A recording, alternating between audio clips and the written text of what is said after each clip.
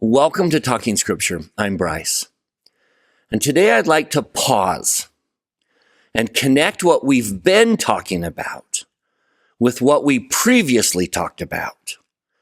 If you're like me or like so many people that I know, I suspect we need to go back and connect repentance and faith. We have been talking about many levels of repentance, and I hope that has cleared up some maybe misconceptions about what repentance is and what repentance isn't.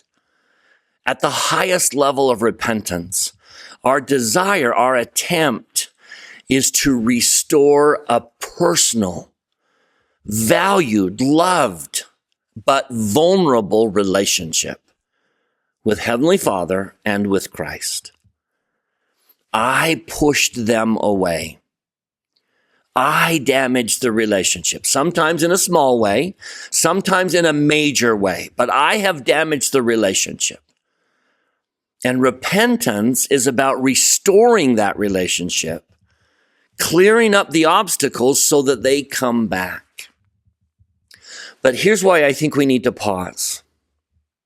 If you're like me, if you're like so many people that I know, this is the moment where doubt can creep in and cause us to not fully embrace repentance because we're not sure if He wants to come back in. This is the moment where we have to go back and talk about faith. I remind you, we spent a lot of time talking about faith in His character and His attributes. We boiled down His character to His willingness and desire to save. We talked about His attributes as being His capacity to save. And that Jesus is not only willing, but able. That is the act of faith. I trust that He is willing to save me and able to save me.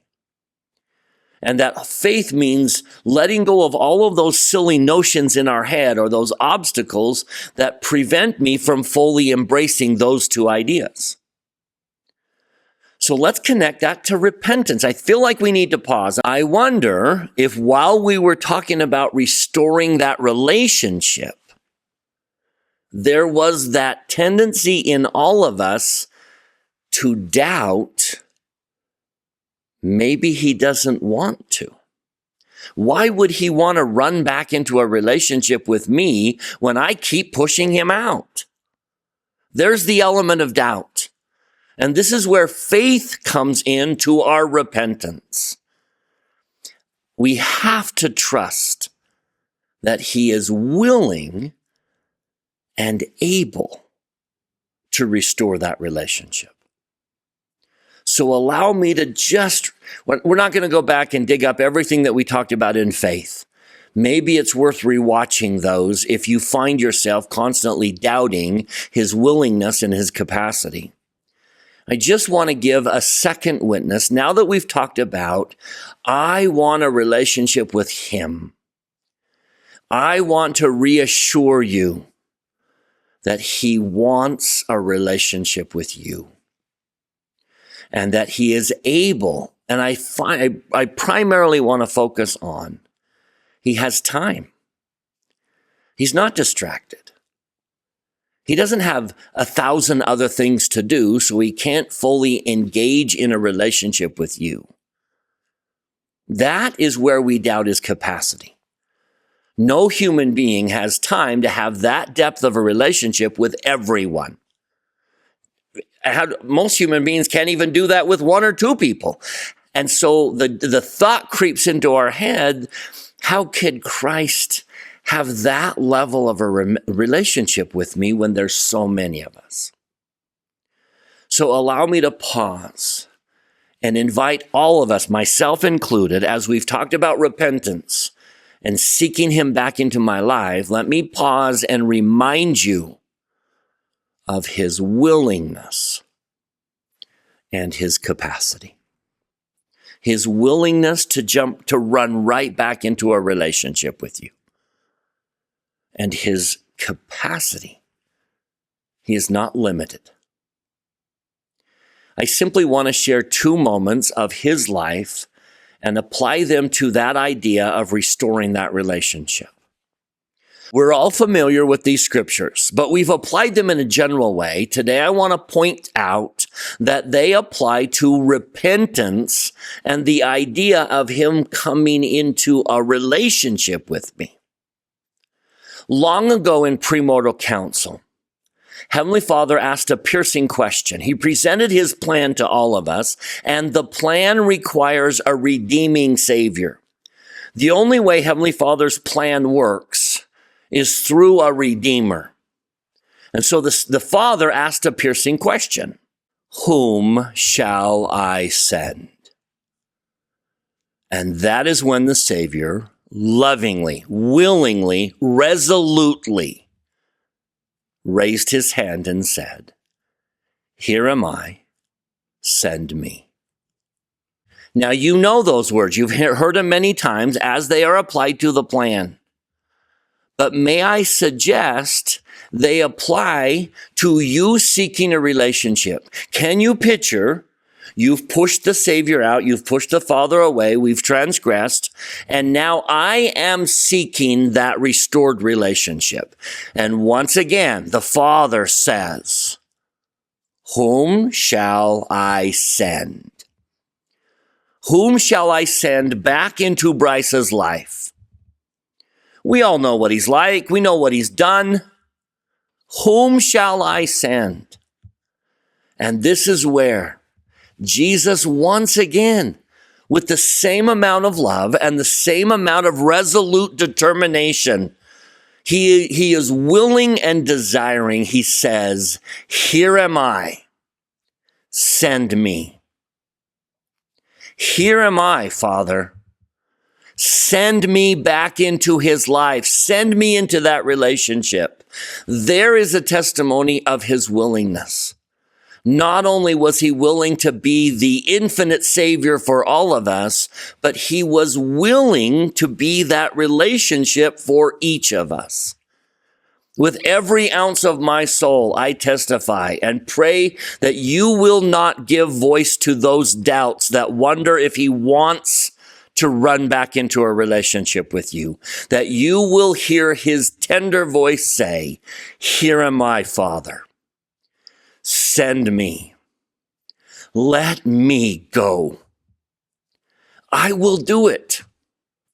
I will go in. I want to." He is desirous. He wants that relationship. He wants to restore the relationship with you.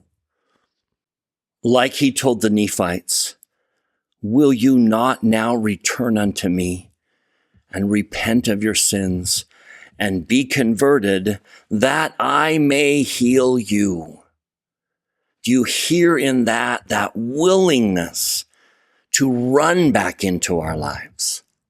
In Isaiah, the Lord says it this way, "Wash you, make you clean, put away the evil of your doings from before mine eyes. Cease to do evil, learn to do well, seek judgment, relieve the oppressed, judge the fatherless, plead for the widow. Come now, let us reason together, saith the Lord." Can we talk about this? Can we sit down, you and I? Can we reason together? Can we have that relationship? Come now, let us reason together. Though your sins be as scarlet, they shall be white as snow. Though they be red like crimson, they shall be as wool. On so many other occasions, Isaiah says that the Savior's hands are outstretched still. He wants to. The moment you open that door, he'll rush through it. Now to the idea, does he have time for you? Is he rushed in all of this business of saving the universe? I remind you how the Book of Mormon begins. We've talked about this, so bear a brief repetition.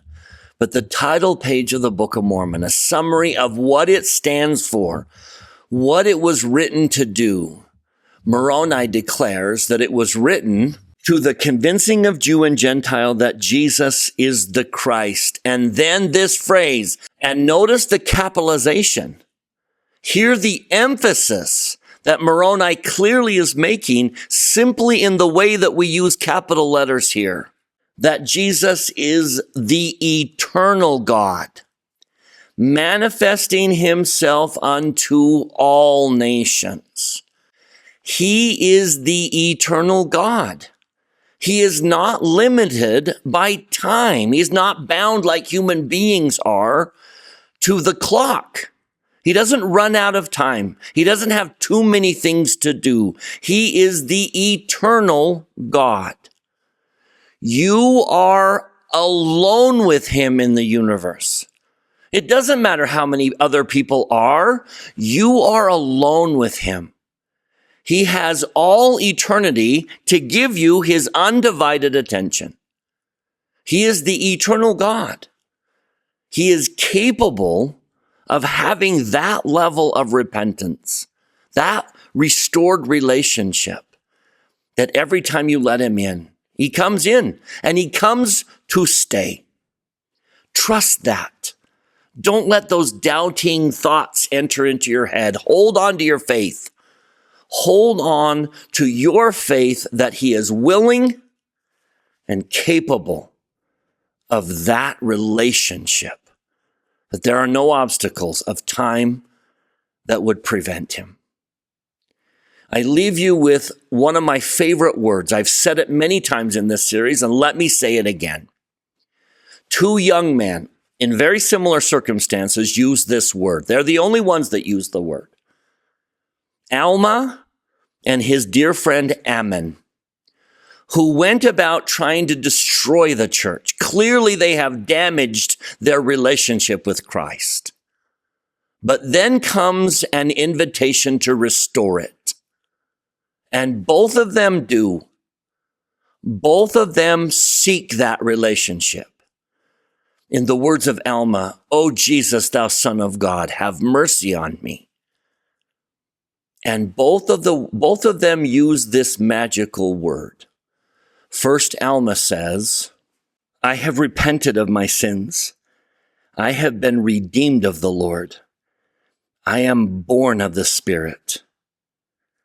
He describes what he went through and then says, "After wading through much tribulation, repenting nigh unto death, the Lord in his mercy hath seen to snatch me."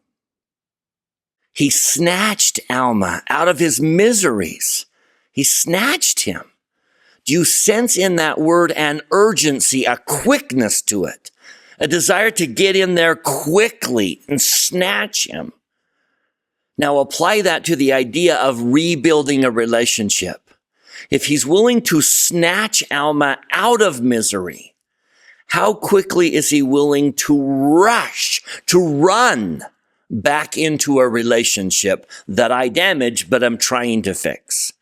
Do you sense that willingness and desire and capability to rush back in? Ammon says it this way: "Who could have supposed that our God would have been so merciful as to have snatched us from our awful, sinful, and polluted state?" Again, it's that urgent. Who would have thought that he would be so quick to restore that relationship when we sought him? With every ounce of my soul, I testify of the boundless number of scriptures that suggest that when you are willing to restore the relationship, he rushes in like he snatched Alma and Ammon. He is willing, and there are no limitations on his time. He is capable. Restore that relationship in full confidence that he will meet you immediately at the door when you open it up. Of that I testify, and pray that all of us will spend the rest of our lives focusing on that relationship, a relentless pursuit of him, because he is in relentless pursuit of us. In the name of Jesus Christ, amen.